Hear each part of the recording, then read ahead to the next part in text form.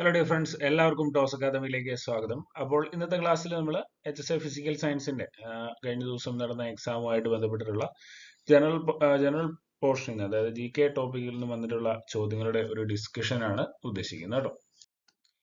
Okay, അപ്പോൾ നമ്മുടെ ആദ്യത്തെ ചോദ്യം എന്ന് പറയുന്നത് arrange the following events in chronological order എന്നുള്ളതാണ് നമ്മുടെ ചോദ്യം എന്ന് പറയുന്നത്. അപ്പോൾ അതിനകത്ത് ആദ്യമായിട്ട് നമുക്ക് ഇവിടെ കൊടുത്തിരിക്കുന്നത് സൂററ്റ് സ്പ്ലിറ്റ് എന്ന് പറയുന്ന സംഭവമാണ്. എന്താണ് സൂററ്റ് സ്പ്ലിറ്റ് എന്ന് പറയുന്നത്? സൂററ്റ് സ്പ്ലിറ്റ് നടക്കുന്ന വർഷം എന്ന് പറയുന്നത് 1907 കേട്ടോ. 1907 സൂററ്റ് സ്പ്ലിറ്റ് നടക്കുന്നത്.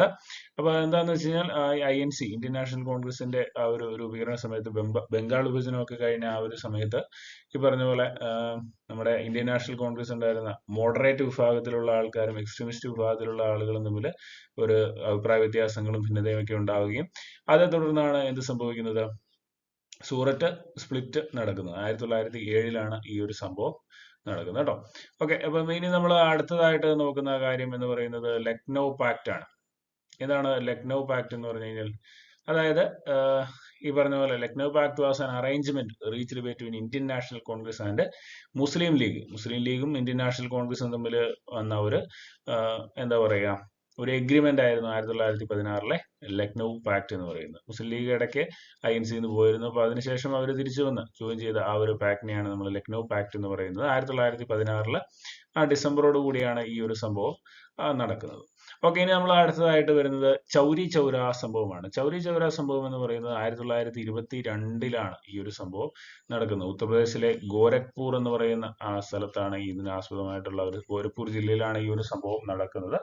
അപ്പൊ അവിടെ ഉണ്ടായിരുന്ന ഒരു പോലീസ് പോസ്റ്റിൽ ആളുകൾ ആക്രമിക്കുകയും അവിടെ ഉണ്ടായിരുന്ന കുറെ പോലീസുകാരെ ഒരു പോലീസ് സ്റ്റേഷനെ തീയിടുകയൊക്കെ ചെയ്ത ഒരു സംഭവമാണ് ചൗരി ചൗര സംഭവം എന്ന് പറയുന്നത്.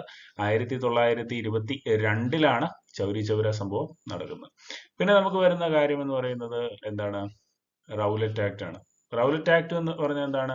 It was an act passed by the British government to increase their grip on power over the common folks. സാധാരണക്കാരുടെ അതിൽ കൂടുതൽ പവർ കൊണ്ടുവരിക എന്നുള്ളതാണ് അതിന്റെ ഒരു ഉദ്ദേശം. This law was passed in March 1919. 1919 മാർച്ചിലാണ് ഈ ഒരു ലോ പാസ്സാക്കുന്നത്. ഇമ്പീരിയൽ ലെജിസ്ലേറ്റീവ് കൗൺസിലാണ് ഇത് പാസ്സാക്കുന്നത്. അപ്പൊ ഏതൊരു വ്യക്തിയെയും വിചാരണ കൂടാതെ അറസ്റ്റ് ചെയ്യാനുള്ള ഒരു അധികാരമാണ് ഈ ഒരു ബില്ല് പ്രകാരം അവര് ഉദ്ദേശിച്ചത്. അപ്പൊ ഇത് 1919 പാസ്സാക്കുന്നത്. ഓക്കെ, അപ്പം നമുക്കിപ്പം ഇതിന്റെ ഓർഡർ കിട്ടി കാണുമല്ലോ. ഒന്നാമത് വരുന്നത് സൂററ്റ് സ്പ്ലിറ്റ് ആണ്. രണ്ടാമത് വരുന്നത് ലക്നൗ പാക്ട് ആണ്. ഇനി മൂന്നാമത് വരുന്നത് എന്താണ്? റൗലറ്റ് ബില്ലാണ്. നാലാമത് വരുന്നോ? ചൗരി ചൗര സംഭവം. അപ്പൊ നമ്മുടെ ഉത്തരം എന്ന് പറയുന്നത് എങ്ങനെയായിരിക്കും? 1, 2, 4, 3 1, 2, 4, 3 എന്നുള്ളതാണ് നമ്മുടെ ആൻസർ ആയിട്ട് വരുന്നത്. ഓപ്ഷൻ ബി ആണ് ഉത്തരം. ഓക്കെ, അടുത്ത ചോദ്യം എന്ന് പറഞ്ഞാൽ after the denial of the 11-point ultimatum by British government Gandhi began. എന്താണ്? അതായത് ഗാന്ധിജിയുടെ വക ഒരു 11 പോയിന്റ്സിനെ ബേസ് ചെയ്തിട്ടുള്ള ഒരു ഡിമാൻഡ് ഉണ്ടായിരുന്നു. അപ്പൊ അതിനെ നിരസിച്ചതിനെ തുടർന്ന് തുടങ്ങിയ സമരം ഏതായിരുന്നു എന്നുള്ളതാണ് നമ്മുടെ ചോദ്യം എന്ന് പറയുന്നത്. അപ്പോൾ അതിൽ Champaran satyagraha, non cooperation movement, civil disobedience movement, അതുപോലെ ക്വിറ്റ് ഇന്ത്യ മൂവ്മെന്റ്, ഇത്ര ഓപ്ഷൻസ് ആണ് നമുക്കുള്ളത്. അപ്പൊ ഇതിനകത്ത് ഉത്തരം എന്ന് പറയുന്നത് എന്താണ്? സിവിൽ ഡിസോബീഡിയൻസ് മൂവ്മെന്റ് ആണ് കേട്ടോ. അപ്പൊ ഗാന്ധിജി ഉന്നയിച്ച ആ ഒരു 11 പോയിന്റുകളെ ബ്രിട്ടീഷുകാരെ അംഗീകരിച്ചില്ല. അതേ തുടർന്നാണ് സിവിൽ ഡിസോബീഡിയൻസ് മൂവ്മെന്റ് 1930 കൂടി ആരംഭിക്കുന്നത്.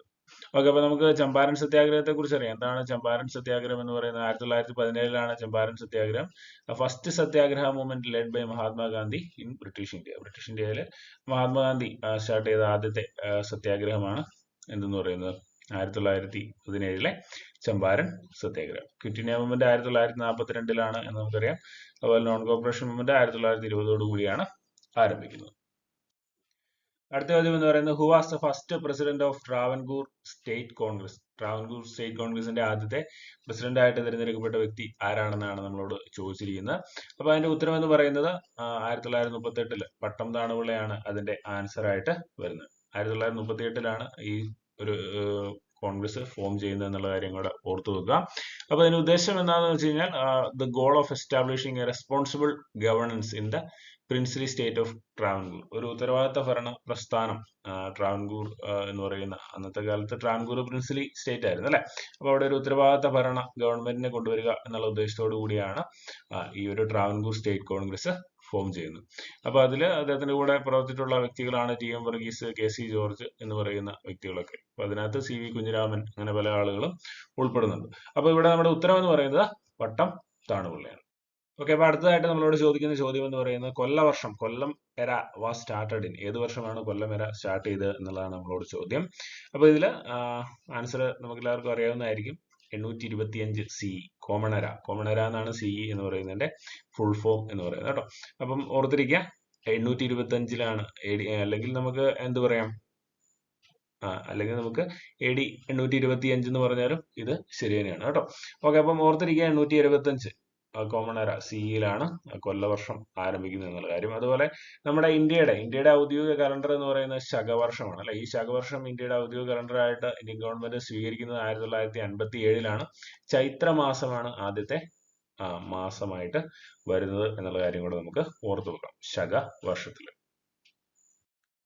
ഓക്കെ, അടുത്തതായിട്ട് നമുക്ക് വരുന്ന ചോദ്യം എന്ന് പറയുന്നത് ഈ പറഞ്ഞ പോലെ which of the following statements is correct with respect to Dada Saheb Phalke award. Dada Saheb Phalke അവാർഡുമായിട്ട് ബന്ധപ്പെട്ടിട്ടുള്ള ഒരു ചോദ്യമാണ് നമ്മളോട് ചോദിക്കുന്നത്. അപ്പൊ നമുക്കറിയാം, ഇത് ഫിലിം ഫീൽഡുമായിട്ട് ബന്ധപ്പെട്ടിട്ടുള്ള നമ്മുടെ ഇന്ത്യയിലെ പ്രധാനപ്പെട്ട ഒരു അവാർഡാണ് ദാദാ സാഹിബ് ഫാൽക്കെ അവാർഡ് എന്ന് പറയുന്നത്. ഇത് 1969-ലാണ് ആരംഭിച്ചിരിക്കുന്നത് എന്നുള്ളതാണ് first statement. The award was instituted in 1969. അത് വളരെ ശരിയായിട്ടുള്ള ഒരു സ്റ്റേറ്റ്മെന്റ് ആണ്. അപ്പോൾ 1969-ലാണ് ഇത് ആദ്യമായിട്ട് സ്റ്റാർട്ട് ചെയ്യുന്നത്. അടുത്തത്, this is an annual award given by Dada Saheb Phalke trust എന്നാണ് പറഞ്ഞിരിക്കുന്നത്. ആ സ്റ്റേറ്റ്മെന്റ് തെറ്റാണ്. കാരണം എന്താണെന്ന് വെച്ച് കഴിഞ്ഞാൽ ഇത് കൊടുക്കുന്നത് ഡയറക്ടറേറ്റ് ഓഫ് ഫിലിം ഫെസ്റ്റിവൽസ് ആണ് കൊടുക്കുന്നത്. മിനിസ്ട്രി ഓഫ് ഇൻഫർമേഷൻ ആൻഡ് ബ്രോഡ്കാസ്റ്റിംഗിന് കീഴിലുള്ള ഡയറക്ടറേറ്റ് ഓഫ് ഫിലിം ഫെസ്റ്റിവൽസ് ആണ് ഈ ഒരു അവാർഡ് കൊടുക്കുന്നത് കേട്ടോ. അപ്പം രണ്ടാമത്തെ സ്റ്റേറ്റ്മെന്റ് തെറ്റാണ്. മൂന്നാമത്തെ സ്റ്റേറ്റ്മെന്റ് എന്ന് പറയുന്നത് Dada Saheb Phalke is considered as the father of Indian cinema. Indian സിനിമയുടെ പിതാവായിട്ട് അറിയപ്പെടുന്നത് ദാദാ സാഹിബ് ഫാൽക്കെ തന്നെയാണ്. ഇനി അടുത്തത്, ദേവിക റാണി. ദേവിക റാണി എന്ന് പറയുന്ന ആക്ട്രസ് ആയിരുന്നു first recipient of this award. ആ സ്റ്റേറ്റ്മെന്റും ശരിയാണ്. ഓക്കെ, അപ്പൊ 1969 ആദ്യമായിട്ട് ഈ അവാർഡ് ലഭിക്കുന്നത് ദേവിക റാണിക്കാണ്. അപ്പൊ ഇതിന്റെ ഉത്തരം എന്ന് പറയുന്നത് ഓപ്ഷൻ 2 മാത്രമാണ് നമുക്ക് തെറ്റായിട്ട് വരുന്നത്. അപ്പൊ കറക്റ്റ് ആയിട്ടുള്ള സ്റ്റേറ്റ്മെന്റുകൾ എന്ന് പറയുന്നത് 1, 3 and 4. ഓപ്ഷൻ ബി ആണ് നമുക്ക് കറക്റ്റ് ആയിട്ടുള്ള ഉത്തരം. അപ്പൊ അടുത്തതായിട്ട് നമ്മളോട് ചോദിച്ചിരിക്കുന്നത്, in which year the universal declaration of human rights adopted by the UN. United നേഷൻസുമായിട്ട് ബന്ധപ്പെട്ടുള്ള ചോദ്യങ്ങൾ ഇപ്പൊ എല്ലാ എക്സാമിനും തന്നെ HSCയുടെ എക്സാമുകൾക്ക് ചോദിക്കുന്നുണ്ട്. അപ്പൊ അതിൽ ഇന്ന് ചോദിച്ചിരിക്കുന്ന universal declaration of human rights എന്ന് പറയുന്ന ആ ഒരു ഇത് UN അഡോപ്റ്റ് ചെയ്തത് ഏത് വർഷമാണ് എന്നുള്ളതാണ് നമ്മുടെ ചോദ്യം. അപ്പൊ ഇതിന്റെ ഉത്തരം എന്ന് പറയുന്നത് 1948-ലാണ് കേട്ടോ. 1948-ലാണ് ഈ ഒരു ഡിക്ലറേഷൻ പുറപ്പെടുവിക്കുന്നത്. ഡിസംബർ 10, 1948 ഡിസംബർ 10-നാണ്. അപ്പൊ ഡിസംബർ 10-ന്റെ പ്രത്യേകത എന്ന് പറയുന്നത് നമുക്കറിയാം, മനുഷ്യാവകാശ ദിനമൊക്കെ ആയിട്ട് ആചരിക്കുന്നത് ഡിസംബർ 10-ആണ്. അപ്പൊ 1948 ഡിസംബർ 10-നാണ് universal declaration of human rights ഈ ഒരു പ്രഖ്യാപനം നടക്കുന്നത്. ഓക്കെ, അടുത്തതായിട്ട് നമുക്ക് വരുന്ന ചോദ്യം, which of the following statements are correct with respect to Shubhanshu Shukla. Shubhanshu ശുക്ലയായിട്ട് ബന്ധപ്പെട്ടിട്ടുള്ള ഒരു ചോദ്യമാണ്. ഓപ്ഷനിൽ he is the first Indian to visit international space station. ഇത് ശരിയായിട്ടുള്ള ഒരു സ്റ്റേറ്റ്മെന്റ് ആണ്. കാരണം ആക്സിയം 4 മിഷനുമായിട്ട് ബന്ധപ്പെട്ട് അദ്ദേഹമാണ് ആദ്യമായിട്ട് ഇന്റർനാഷണൽ സ്പേസ് സ്റ്റേഷൻ വിസിറ്റ് ചെയ്യുന്ന ഇന്ത്യക്കാരൻ എന്ന് പറയുന്നത്. ഇനി അടുത്ത്, he's a group captain in the Indian air force. Indian എയർഫോഴ്സിൽ അദ്ദേഹം ഒരു ഗ്രൂപ്പ് ക്യാപ്റ്റൻ ആയിട്ട് ജോലി ചെയ്യുന്നു. അത് ശരിയായിട്ടുള്ള ഒരു ഓപ്ഷൻ ആണ്. അതുപോലെ മൂന്നാമത്തെ option, he's A native of Madhya Pradesh. Madhya Pradesh എന്നാണ് എഴുതിയിരിക്കുന്നത്, പക്ഷെ ശരിക്കും അദ്ദേഹം ഉത്തർപ്രദേശുകാരനാണ്. ലക്നൌവിലാണ് അദ്ദേഹത്തിന്റെ ജനനം കേട്ടോ. ഓക്കെ, അപ്പം ആ സ്റ്റേറ്റ്മെന്റ് തെറ്റാണ്. ഇനി നാലാമത്തെ statement, he's the second Indian ever to travel to space. സ്പേസിലേക്ക് യാത്ര ചെയ്യുന്ന രണ്ടാമത്തെ ഇന്ത്യക്കാരനാണ്. ശരിയായിട്ടുള്ള സ്റ്റേറ്റ്മെന്റ് ആണ്. ആദ്യമായിട്ട് രാകേഷ് ശർമ്മയാണ് പോകുന്നത്. അതിനുശേഷം ശുഭാൻശു ശുക്ലയാണ് സ്പേസ് യാത്ര നടത്തുന്ന രണ്ടാമത്തെ ഇന്ത്യക്കാരൻ. ഇന്ത്യൻ വംശജരായിട്ട് മറ്റു പലരും പോയിട്ടുണ്ട്. സുനിത വില്യംസ്, അതുപോലെ കൽപ്പന ചൗള, അവരൊക്കെ പോയിട്ടുണ്ട്. പക്ഷെ പൂർണ്ണമായിട്ടും ഒരു ഇന്ത്യൻ സിറ്റിസൺ ആയിട്ട് പറയുമ്പോൾ നമുക്ക് രാകേഷ് ശർമ്മയും അതുപോലെ ശുഭാൻശു ശുക്ലയുമാണ് നിലവിൽ വരുന്നത്. അപ്പൊ നമുക്ക് ഉത്തരമായിട്ട് വരുന്നത് 1, 2, 4.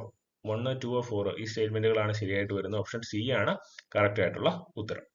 ഓക്കെ, അടുത്തതായിട്ട് നമുക്ക് വരുന്ന ചോദ്യം, who is the air chief marshal of India. ഇന്ത്യയുടെ എയർ ചീഫ് മാർഷൽ ആയിട്ട് വരുന്ന വ്യക്തി ആരാണ് എന്നുള്ളതാണ് നമ്മുടെ ചോദ്യം.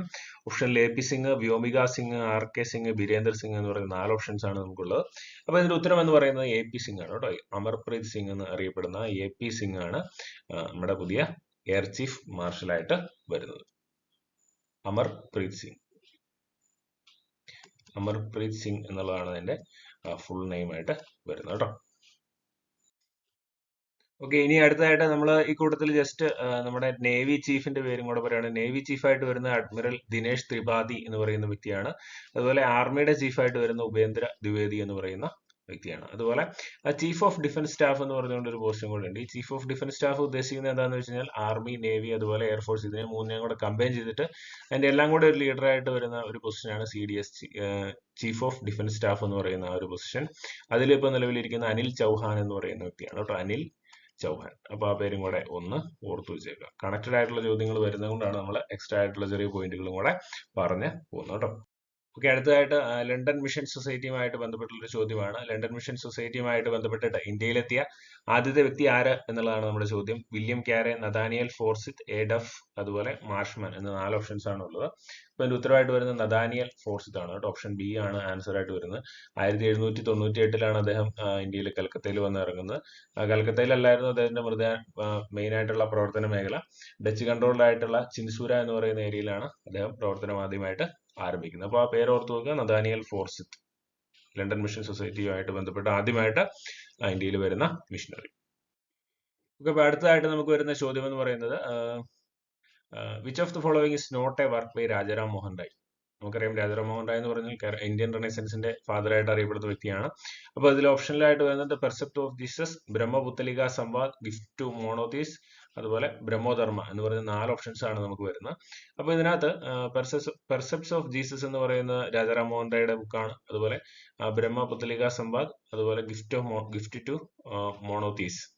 അപ്പൊ ഈ 3 ഓപ്ഷൻസും ശരിയാണ്. അപ്പൊ ഇതിനകത്ത് രാജാറാം മോഹൻ റായുടെ അല്ലാതെ വരുന്ന ആ ഒരു ബുക്ക് എന്ന് പറയുന്നത് ബ്രഹ്മോധർമ്മ എന്ന് പറയുന്ന ഒരു ബുക്കാണ്. അപ്പൊ ഇതിന്റെ പ്രത്യേകത എന്താണെന്ന് വെച്ചാൽ ഇത് ദേവേന്ദ്രനാഥ് ടാഗോർ ആണ് ഇത് എഴുതിയിരിക്കുന്നത്. സോ അപ്പം ഇവിടെ നമുക്ക് ഉത്തരമായിട്ട് വരുന്ന ബ്രഹ്മോധർമ്മയാണ്. അത് എഴുതിയിരിക്കുന്നത് ദേവേന്ദ്രനാഥ് ടാഗോർ ആണ് കേട്ടോ. അദ്ദേഹവും ബ്രഹ്മസമാജവുമായിട്ട് ബന്ധപ്പെട്ട് തന്നെ പ്രവർത്തിച്ചിട്ടുള്ള ഒരു വ്യക്തിയാണ്. ഓക്കെ, അടുത്തതായിട്ട് നമുക്ക് വരുന്ന ചോദ്യം which of the following reform organisations had their origin in western India. Western ഇന്ത്യയിൽ ഒറിജിനിലുള്ള ഏതൊക്കെ സംഘടനകളാണ്, ഏതൊക്കെ ഓർഗനൈസേഷൻസ് ആണ് താഴെ കൊടുത്തിരിക്കുന്നത്. അപ്പൊ ഓപ്ഷനിൽ പരമഹംസ മണ്ഡലി എന്ന് പറയുന്ന ഒരു ഓപ്ഷൻ കൊടുത്തിട്ടുണ്ട്. അപ്പൊ ഈ ഒരു പ്രസ്ഥാനം 1849 ബോംബെയിലാണ് ആരംഭിക്കുന്നത്. ഇനി അടുത്ത് മാനവ ധർമ്മസഭ, അതുപോലെ അത് 1844 സൂററ്റിൽ, അപ്പൊ ഗുജറാത്തിലെ സൂററ്റിലാണ്. അപ്പൊ അതും വെസ്റ്റേൺ ഇന്ത്യയുടെ ഭാഗമായിട്ട് തന്നെയാണ് വരുന്നത്. ഇനി പ്രാർത്ഥനാ സമാജ് 1867 മുംബൈയിലാണ്. അതുപോലെ ആര്യ സമാജം 1875 ദയാനന്ദ സരസ്വതിയാണ് സ്ഥാപിക്കുന്നത്. അതും ബോംബെയിൽ തന്നെയാണ്, മുംബൈയിലെ ഗുർഗാവോണിലാണ്. ഓക്കെ, അപ്പം നമുക്ക് ഈ ഓപ്ഷനിൽ പറഞ്ഞിരിക്കുന്ന 4 ഓപ്ഷൻസും ശരിയാണ്. ഓൾ ഓഫ് ദ അബോവ്, എല്ലാ ഓപ്ഷൻസും ശരിയാണ്. ഓപ്ഷൻ ഡി ആണ് നമുക്ക് ഉത്തരമായിട്ട് വരുന്നത്. എല്ലാം വെസ്റ്റേൺ ഇന്ത്യയുടെ ഭാഗമായിട്ട് തന്നെ രൂപപ്പെട്ടിട്ടുള്ള ഓർഗനൈസേഷൻസ് ആണ്. ഓക്കെ, അടുത്ത ചോദ്യം ശ്രീനാരായണ ഗുരുവിന്റെ കൃതിയുമായിട്ട് ബന്ധപ്പെട്ടിട്ടുള്ളതാണ്. Which work of Sree Narayana Guru is written partially in Sanskrit and partially in Malayalam. പകുതി മലയാളത്തിലും പകുതി സംസ്കൃതത്തിലും എഴുതിയിരിക്കുന്ന ശ്രീനാരായണ ഗുരുവിന്റെ ആ ഒരു കൃതി ഏതാണെന്നുള്ളതാണ് നമ്മുടെ ചോദ്യം. അപ്പൊ അതിന്റെ ഉത്തരം എന്ന് പറയുന്നത് ഏതാണ്? ജാതി മീമാംസയാണ് കേട്ടോ. അപ്പൊ നമുക്ക് വായിച്ചാൽ തന്നെ നമുക്ക് മനസ്സിലാവും. ജീവകാരുണ്യ പഞ്ചകം, അനുകമ്പ ദശകം, കുണ്ടലിനി പാട്ട് എന്നൊക്കെ പറയുമ്പോൾ മലയാളം ആണല്ലേ. ഇനി ജാതി മീമാംസ എന്ന് പറയുമ്പോഴത്തേക്കും അത് സംസ്കൃതത്തിന്റെ ഒരു മിക്സും കൂടെ വന്നിട്ടുണ്ട്. അപ്പൊ അതിന്റെ ഉത്തരവായിട്ട് വരുന്ന ഓപ്ഷൻ സി ആണ്, ജാതി മീമാംസയാണ് സംസ്കൃതവും മലയാളവും കൂടി പാർഷ്യലി ആയിട്ട് വരുന്ന ആ ശ്രീനാരായണ ഗുരുവിന്റെ ഒരു കൃതി. ഓക്കെ, അടുത്ത ചോദ്യം which of the following statements are not correct with respect to Ayyankali. അയ്യങ്കാളിയുമായിട്ട് ബന്ധപ്പെട്ടിട്ടുള്ള തെറ്റായിട്ടുള്ള സ്റ്റേറ്റ്മെന്റുകൾ ഏതൊക്കെയാണെന്നാണ് നമ്മളോടുള്ള ചോദ്യം. ഫസ്റ്റ് ഓപ്ഷൻ ദ വില്ലുവണ്ടി സമരം വാസ് ഇൻ 1907. 1907 അല്ല, 1893 വില്ലുവണ്ടി സമരം. അടുത്ത സ്റ്റേറ്റ്മെന്റ് ദ സാധുജന പരിപാലന യോഗം വാസ് ഫൗണ്ടഡ് ഇൻ 1893. 1893 അല്ല, 1907 സാധുജന പരിപാലന യോഗം ഫൗണ്ട് ചെയ്തിരിക്കുന്നത്. അപ്പൊ ആദ്യത്തെ 2 സ്റ്റേറ്റ്മെന്റുകൾ തെറ്റാണ്. അടുത്തത് 1915 he was involve in the Kallumala and ഇരുമ്പോള അജിറ്റേഷൻ. അപ്പൊ അത് ശരിയായിട്ടുള്ള സ്റ്റേറ്റ്മെന്റ് ആണ്. നമുക്കറിയാം 1915 കല്ലുമാല സമരം അല്ലെ. ഇനി അടുത്ത Ayyankali was not a supporter of Sree Narayana Guru's Brahmavidya. Sree Narayana ഗുരുവിന്റെ ബ്രഹ്മവിദ്യ എന്ന് പറയുന്ന ആ ഒരു ആശയത്തിൽ അദ്ദേഹത്തിന് വലിയ വിശ്വാസം ഉണ്ടായിരുന്നില്ല. ബ്രഹ്മവിദ്യ എന്ന് പറയുന്നത് കൂടുതലും ഫിലോസഫിക്കൽ ആയിട്ടുള്ള ഒരു കൺസെപ്റ്റ് ആയിരുന്നു. അദ്ദേഹം കൂടുതലും പ്രാക്ടിക്കൽ ആയിട്ടുള്ള സോഷ്യൽ റിഫോം മൂവ്മെന്റുകളിലായിരുന്നു കൂടുതലും കോൺസെൻട്രേറ്റ് ചെയ്തിരുന്നത്. ഓക്കെ, അപ്പം 3-4 സ്റ്റേറ്റ്മെന്റുകൾ ശരിയാണ്. ഇപ്പൊ നമ്മളോട് ചോദിച്ചിരിക്കുന്നത് തെറ്റായിട്ടുള്ള സ്റ്റേറ്റ്മെന്റുകളാണ്. സോ തെറ്റായിട്ടുള്ള സ്റ്റേറ്റ്മെന്റുകൾ എന്ന് പറയുന്നത് 1 and 2. ഓപ്ഷൻ സി ആണ് ഉത്തരം. ഓക്കെ, അടുത്തതായിട്ട് നമുക്ക് വരുന്ന ചോദ്യം എന്ന് പറയുന്നത് match the following organisations and leaders. അപ്പം നമുക്ക് ഓർഗനൈസേഷൻസ് തന്നിരിക്കുന്നു, അതിന് കറസ്പോണ്ടിങ് ആയിട്ടുള്ള ആളുകളുടെ പേര് തന്നിരിക്കുന്നു. അപ്പോൾ അത് നമ്മൾ ചേരുംപടി ചേർക്കണം അല്ലെ. അപ്പോൾ നാഷണൽ ഇന്ത്യൻ അസോസിയേഷൻ സ്ഥാപിച്ചിരിക്കുന്നത് മേരി കാർപ്പന്റർ എന്ന് പറയുന്ന വ്യക്തിയാണ്. 1870 സ്ഥാപിക്കുന്നത് കേട്ടോ, നാഷണൽ ഇന്ത്യൻ അസോസിയേഷൻ. ഇനി അടുത്ത ഇന്ത്യൻ സൊസൈറ്റി ആനന്ദമോഹൻ ബോസ് ആണ്. ഇന്ത്യൻ സൊസൈറ്റി സ്ഥാപിക്കുന്നത്. ഇനി ഈസ്റ്റ് ഇന്ത്യ അസോസിയേഷൻ എന്ന് പറയുന്നത് ദാദാഭായ് നവറോജിയുമായിട്ട് ബന്ധപ്പെട്ടിരിക്കുന്നത്. ഇത് കഴിഞ്ഞ ദിവസത്തെ എക്സാമിനും ഈ സെയിം ക്വസ്റ്റ്യൻ തന്നെ ചോദിച്ചിരുന്നു. ഇനി അടുത്ത ഇന്ത്യ ലീഗ് എന്ന് പറയുന്ന ശിശിർ കുമാർ ഘോഷുമായിട്ട് ബന്ധപ്പെട്ടിരിക്കുന്നു. അപ്പോൾ ഇതിൽ ഉത്തരമായിട്ട് വരുന്നത് ഓപ്ഷൻ ഡി ആണ് കേട്ടോ.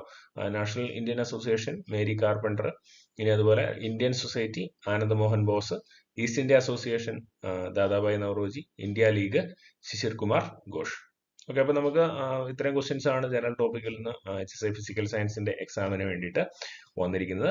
അപ്പം ഈ ക്വസ്റ്റ്യൻസ് ഒക്കെ നോക്കിയിട്ട് പോവുകയാണെങ്കിൽ ഇനി വരുന്ന എക്സാം എഴുതുന്നവർക്ക് യൂസ്ഫുൾ ആയിരിക്കും. അപ്പം മാക്സിമം ഇതൊക്കെ നോക്കിയിട്ട് പോകാനായിട്ട് ശ്രമിക്കാം. അപ്പോൾ അടുത്ത സെക്ഷനിൽ നമുക്ക് പുതിയൊരു വീഡിയോ ആയിട്ട് കാണാം. അതുവരെ താങ്ക് യു.